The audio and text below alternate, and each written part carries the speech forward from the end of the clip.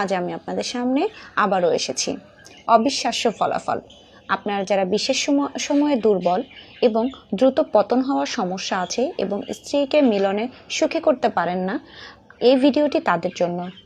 ভিডিওটি কিন্তু না টেনে অবশ্যই প্রথম থেকে শেষ পর্যন্ত দেখবেন।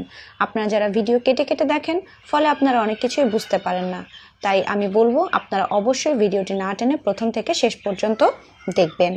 ভিডিওটি শুরু করার আগে একটি কথা বলবো, যারা এখনও আমার চ্যানেলটি সাবস্ক্রাইব করেননি তারা নতুন নতুন আরও ভিডিও পেতে আমার চ্যানেলটি কিন্তু অবশ্যই সাবস্ক্রাইব করতে ভুলবেন না।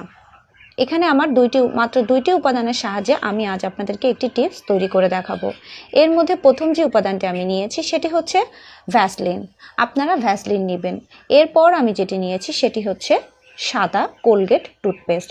আপনাদের কিন্তু অবশ্যই সাদা কোলগেট টুথপেস্টই নিতে হবে। আপনারা অবশ্যই সাদা মানের পেস্ট ব্যবহার করবেন।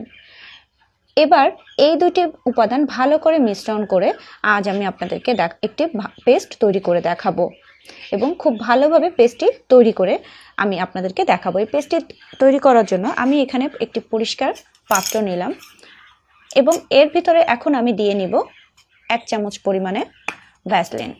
দেখুন, আমি জাস্ট আপনাদের দেখানোর সুবিধার্থে সামান্য পরিমাণে একটু ভ্যাসলিন এখানে ব্যবহার করছি।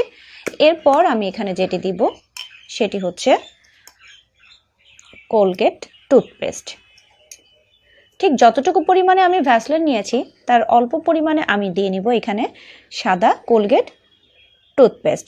এখন এই দুটি উপাদান আমি খুব ভালোভাবে মিক্সড করে আপনাদেরকে পেস্ট তৈরি করে দেখাবো।